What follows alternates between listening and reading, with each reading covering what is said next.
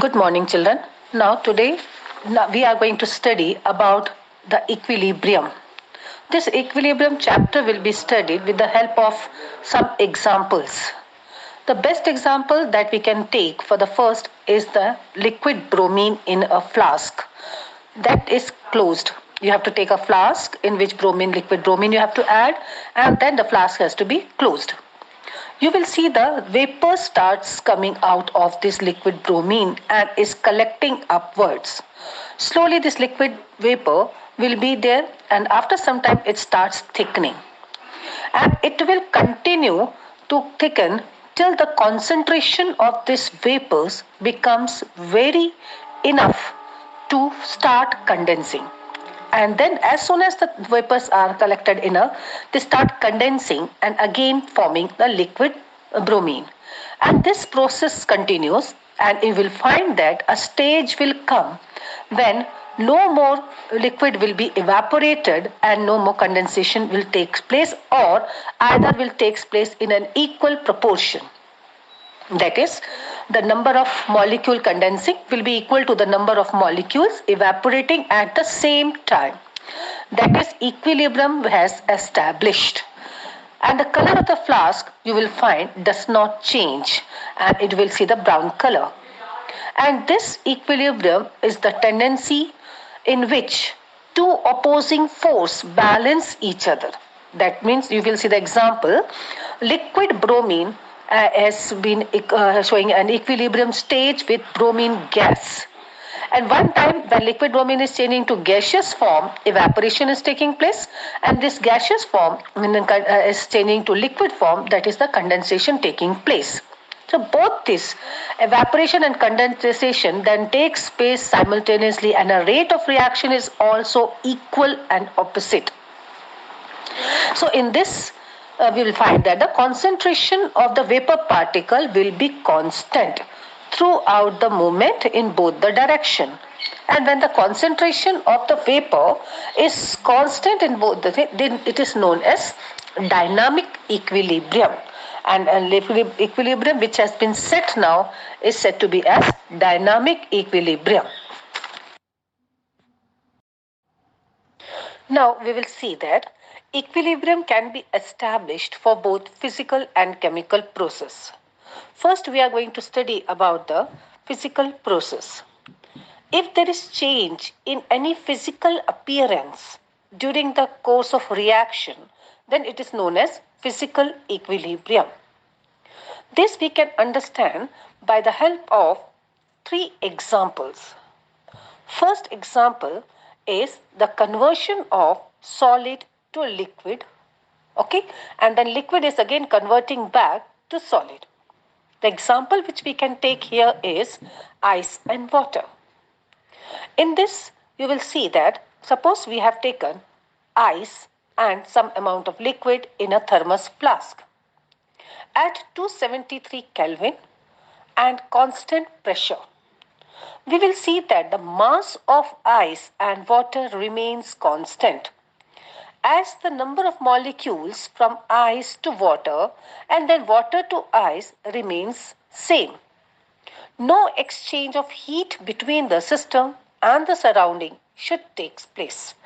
That means, children, in this, whenever we are taking this ice and water in a thermos flask, though that thermos flask is tightly packed, there is no exchange of heat from the system to the surrounding or from the surrounding to the system, then this equilibrium is maintained between the water and the ice molecule. As some of the ice molecules gets evaporated and gets dissolved in it, and some water molecules gets condensed to form ice. And this equilibrium remains in it unless we change the pressure or the temperature. And in this we can see when we'll write the equilibrium equation, we write in such a way: H2O, water, in the bracket S, that means solid, considering ice is in equilibrium to H2O in a bracket L, that is in a liquid state. And in this way, the equilibrium is maintained between the solid and liquid. There are another two methods in which we will study the physical equilibrium, that is liquid to vapor and then solid to vapor.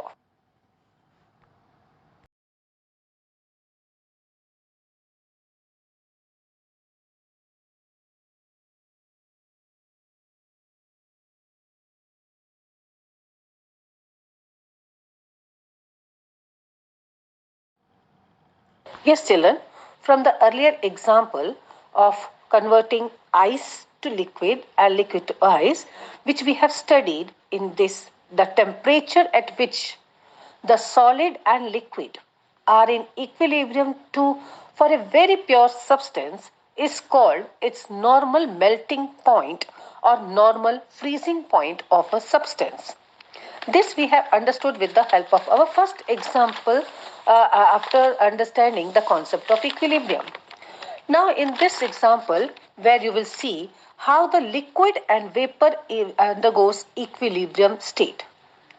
Here we have taken, you can see a flask has been taken. This flask is a sealed flask containing some water.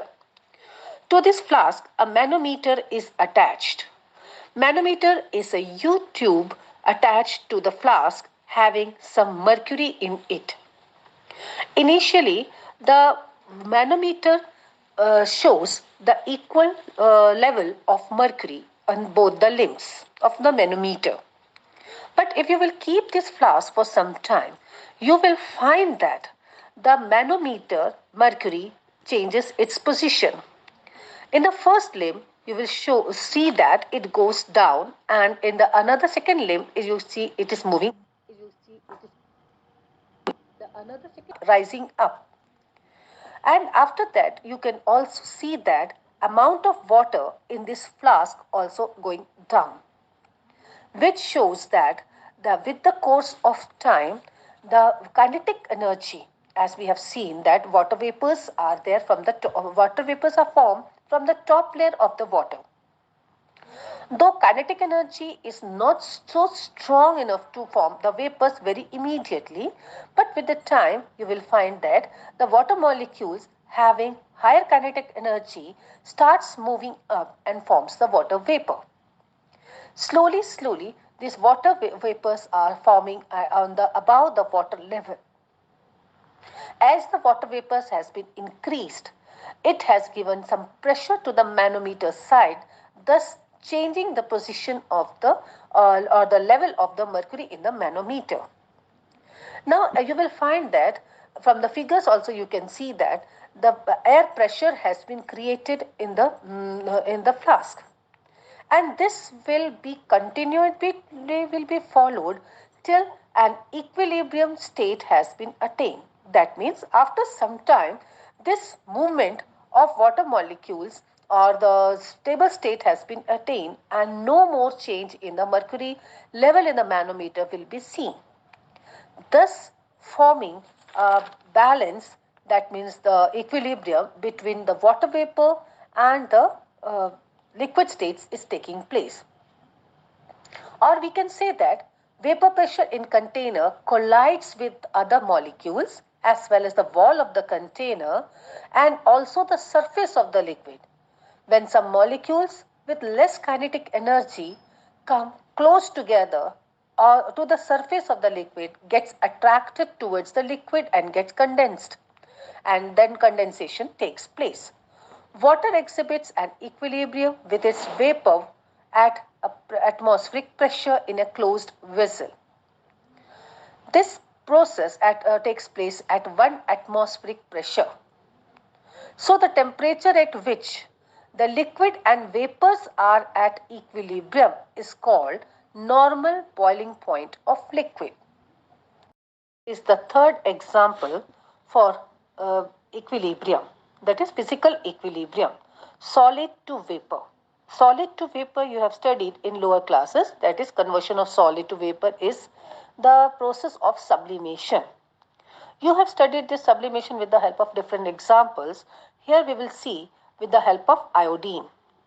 Iodine crystals in the form of a solid is taken in a flask and the flask is closed.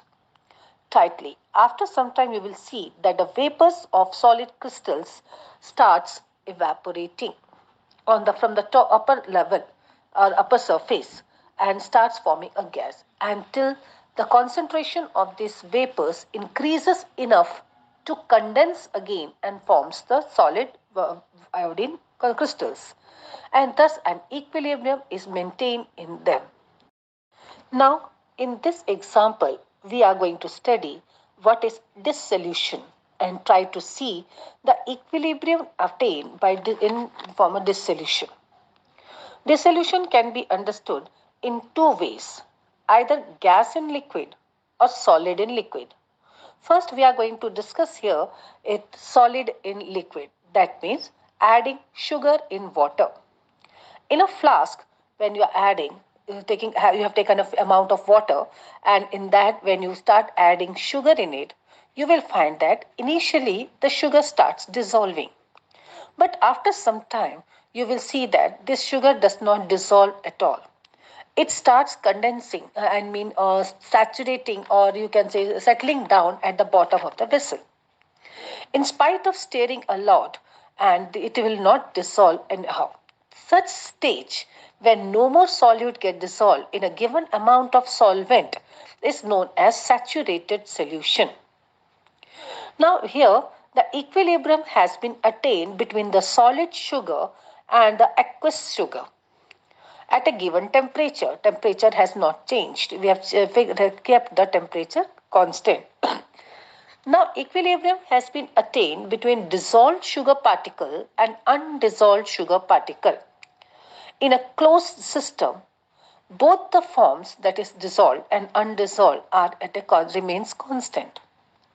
Now, in order to see whether the dynamic equilibrium has attained or not, we will add a radioactive sugar, that is a spoon of radioactive sugar in this saturated solution, which is, and keep it undisturbed. We don't have to disturb it. And after some time, when you will check the radioactivity of the solution, you will find that both the form, whether which was saturated and which was not saturated, that means either in the form of sugar solution or the sugar that has been settled at the bottom, all has turned to radioactive. That means radioactive activated sugar and non-radioactivated sugar has undergone equilibrium between the two. That means both has been attained an equilibrium state. So this is the example of dissolution. Okay. Now this has undergone the process of equilibrium. Now we will see the another example of gas in liquid. Now, in this example of dissolution, we will see how gas is dissolved in liquid.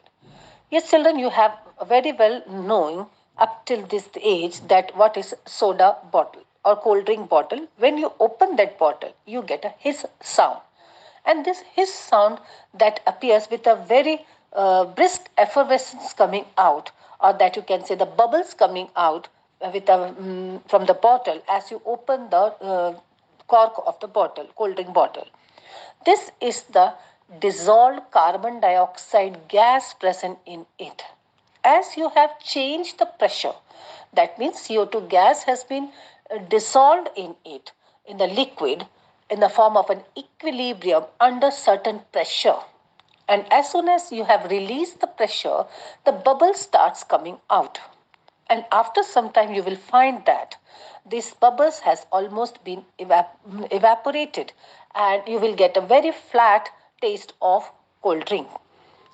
So in this you will see that under different of pressure and a different subsolubility of carbon dioxide can be seen in different types of cold drinks. Here also it obeys the Henry's law. According to the Henry's law, the mass of gas dissolved in given amount of liquid at any temperature is directly proportional to the pressure of the gas present in equilibrium with the liquid. Here the pressure has to be maintained and temperature different at particular or different temperature has to be also kept constant. And when the gas gets in equilibrium to that of a liquid. After understanding the concept of equilibrium, some general characteristics of equilibrium can be arranged. Though these points of general characteristics is given in the slides, you can go through this, children, but still I will going to read for you once. First point, at atmospheric pressure, solid exists in equilibrium with liquid only at one temperature, which is called its melting point. Second, at a given temperature, vapor pressure remains constant for liquid to vapor equilibrium. Third, at a given temperature, solubility remains constant for the dissolution of solids in liquid. For example, solubility of sugar remains constant in a given liquid of sugar. Fourth point, at a given temperature, the concentration of a gas in liquid is directly proportional to the pressure of the gas over the liquid that we have seen in soda bottle cases. Next point, at a given temperature, equilibrium can only be achieved in a closed system. Sixth point, at equilibrium, both the opposing tendencies occurs at the same rate. Hence, a dynamic equilibrium is attained, and that has to be attained stability. Next, at a given temperature, the attainment of equilibrium for a physical process is characterized by a constant value of one of its parameters, such as the vapor pressure or melting point or solubility or concentration. Any one has to be considered. Last point, at equilibrium, all the measurable properties of the systems remain constant.